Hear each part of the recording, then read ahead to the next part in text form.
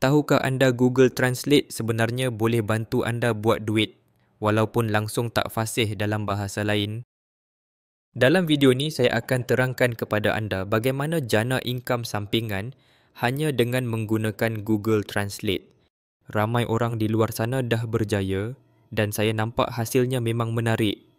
Ada yang mencecah RM400 seminggu. Paling menarik, tak perlu modal, tak perlu jumpa sesiapa dan semua kerja boleh dibuat dari rumah. Jadi kalau anda sedang cari peluang side income yang mudah, video ini mungkin permulaan untuk anda. Saya dapati ramai orang buat duit di Fiverr dan Upwork melalui servis penterjemahan walaupun sebenarnya mereka hanya gunakan Google Translate. Jadi langkah pertama, buka akaun di platform seperti Fiverr. Kemudian cipta satu gig, contoh tajuk I will translate English to Malay. Ambil tugasan yang ringkas dahulu. Contohnya terjemah artikel pendek, deskripsi produk atau email. Bayaran biasanya bermula dari $5. Tetapi jika anda dah cekap, boleh siapkan beberapa tugasan dalam masa sehari. Bila semua dah settle, hasil kerja tadi anda hantar semula dekat pelanggan.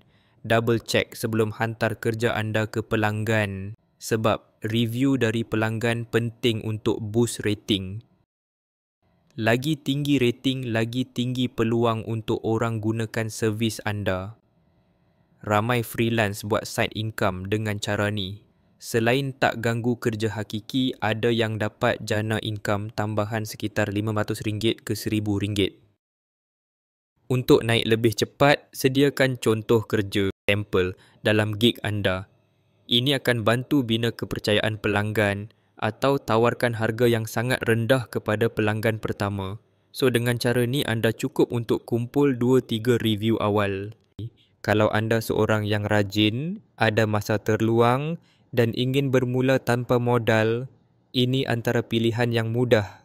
Jika anda rasa video ini memberi manfaat, mohon tekan butang like dan subscribe. Itu sangat membantu saya untuk terus hasilkan lebih banyak video jujur dan berguna. Kalau anda tengah rasa macam tak ada arah, tapi dalam hati anda tahu anda nak ubah sesuatu, maybe online business tu untuk anda. Tapi sebelum mula, anda baca dulu e-book ni, free. Saya share 10 mindset penting yang saya sendiri harap saya tahu lebih awal. Link kat bio, hadiah kecil dari saya untuk anda.